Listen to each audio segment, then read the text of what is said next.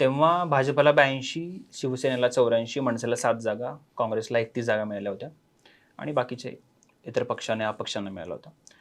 एकूण मतदान जे झालं होतं तेव्हा टक्केवारीमध्ये तर भाजपला 27% मतदान झालं, 27.5, शिवसेनेला 28.3, मनसेला 7.7, काँग्रेसला 16.2, राष्ट्रवादीला 4.6 आणि अपक्षाला 15% मतदान. म्हणजे ह्या आकडेवारी आणि टक्केवारी जी तुम्ही सांगितली त्यात एक गोष्ट आहे जी हायलाईट करावी किंवा जी प्रकर्षानं समोर येते ती मनसेला 7च जागा जरी मिळाल्या असल्या तरी मतदानाचा टक्का हा 7.7 इतका आहे. अगदीच मतदानाचा टक्का जास्त आहे, जागा कमी आल्या होत्या निवडून. याच्यावरून एक दिसतं की बऱ्याच जागांवर महाराष्ट्र नवनिर्माण सेनेचे उमेदवार जे होते ते दुसऱ्या स्थानी, तिसऱ्या स्थानी किंवा अगदी निसट्टा पराभव त्यांना स्वीकारावा लागला होता. अगदीच. आता हीच आकडेवारी आपण जर असं बघू की तेव्हा मनसे आणि शिवसेना जर एकत्र लढली असती तर मग तो जो 2 आणि 3 नंबरचा किंवा मग शिवसेनेच्या आणि मनसेच्या लोकांचं मतदान एकत्रित होऊन कसा फरक पडला असता.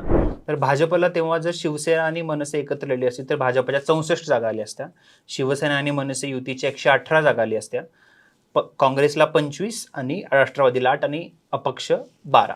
म्हणजे जर मनसे आणि तेव्हा एकत्रित शिवसेना होती ती शिवसेना हे 2 पक्ष एकत्र लढले असते तर या 2 पक्षांच्या युतीला जागा जास्त मिळाल्या असत्या आणि बाकी प्रत्येक पक्षांच्या अपक्षांच्याही जागा कमी झाल्या असत्या अशी या आकडेवारी सांगते थोडक्यात. अगदीच. आणि टक्केवारीमध्ये जर आपण बघितलं, जर दोघांचं आपण जर प्लस केलं शिवसेना आणि मनसेचं मतदान तर दोघांना एकत्रित 36% मतदान मिळालं असतं आणि भाजपला 27.5 आणि काँग्रेसला 16.2. म्हणजे 36%मध्ये 118 जागा म्हणजे एक हाती म्हणजे त्यांचं बहुमत मिळून शिवसेना आणि मनसे तेव्हा सत्तेत बसली असते. हे 36% जे तुम्ही सांगताय वैभव सर, हा 36% हा शिवसेना आणि मनसेचा कोर वोटर आहे मुंबईतला, मराठी माणूस आहे जो शिवसेना आणि मनसे या 2 पक्षांपैकी कोणाला तरी मतदान करतो. हे मी का म्हणतोय तर याला संदर्भ आहे आत्ताच्या विधानसभा निवडणुकीचा. मुंबई महानगरपालिकेच्या अंडर किंवा मुंबई आणि उपनगरात एकूण 36 विधानसभेच्या जागा आहेत. त्या 36 जागांचा मी विधानसभेची आकडेवारी तपासत होतो. त्यामध्ये मला एक गोष्ट जाणवली की 36 पैकी 27 जागा अशा होत्या ज्या ठिकाणी एकतर उद्धव ठाकरे किंवा राज ठाकरे म्हणजे शिवसेना उभाठा किंवा मनसे किंवा दोन्ही पक्षांनी उमेदवार दिलेले होते. शिवसेना उभाठा त्यावेळी महाविकास आघाडीसोबत लढली, काँग्रेसला त्यांनी काही जागा सोडल्या त्यामुळे ते कमी लढले आणि मनसेने अर्थात काही जागांवर उमेदवार दिला नव्हता. त्यापैकी 18 जागा अशा होत्या जिथं हे दोन्ही पक्ष एकमेकांच्या विरोधात लढले आणि 9 जागा अशा होत्या जिथं दोन्हीपैकी कुठल्याही पक्षाचा उमेदवार नव्हता.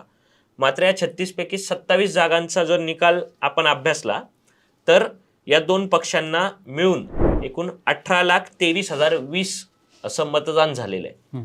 मुंबईची एकूण जे रजिस्टर वोटर्स आपण म्हणतो नोंदणीकृत मतदार ते आहेत 1,29,29,708 आणि मुंबईत यावेळेस त्यापैकी 52% मतदान सरासरी झालं जे होतं 53,19,448.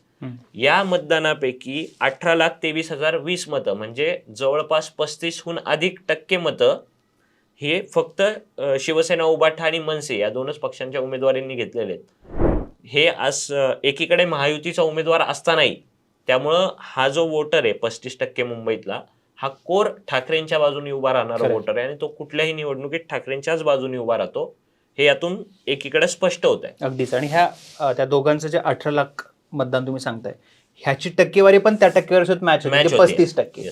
म्हणजे आत्ताच्या विधानसभेत दोन्ही ठाकरेंना झालेलं मतदान, दोन्ही ठाकरे बंधूंना झालेलं मतदान 18 लाख आहे, त्याची टक्केवारी 35%. आणि जर 2017ची निवडणूक जर दोन्ही ठाकरे एकत्र राहिले असते तर त्यांनाही मिळालेलं तेव्हाचं मतदान 36% असतं आणि 118 जागा मिळाल्या असत्या. म्हणजे थोडक्यात जे मनसेचं मतदान, मनसेचं आणि शिवसेनेचं मतदान कुठेतरी जी नवीन शिवसेना झाली आहे तर त्यांना जर असं वाटत असेल की त्यांच्याकडे मतदान फिरलंय तर तो एक निव्वळ भ्रम आहे. ठाकरेंचं आणि मराठीचं मतदान जे आहे ते कुठेही फुटलेलं नाहीये. ते मराठीचं मतदान दोन्ही ठाकरे बंधूंनाच पडणार आहे. हे पुन्हा एकदा ह्या मागच्या 6 महिन्याचं जे काही विधानसभा झाली त्यातनं आपल्या लक्षात येईल.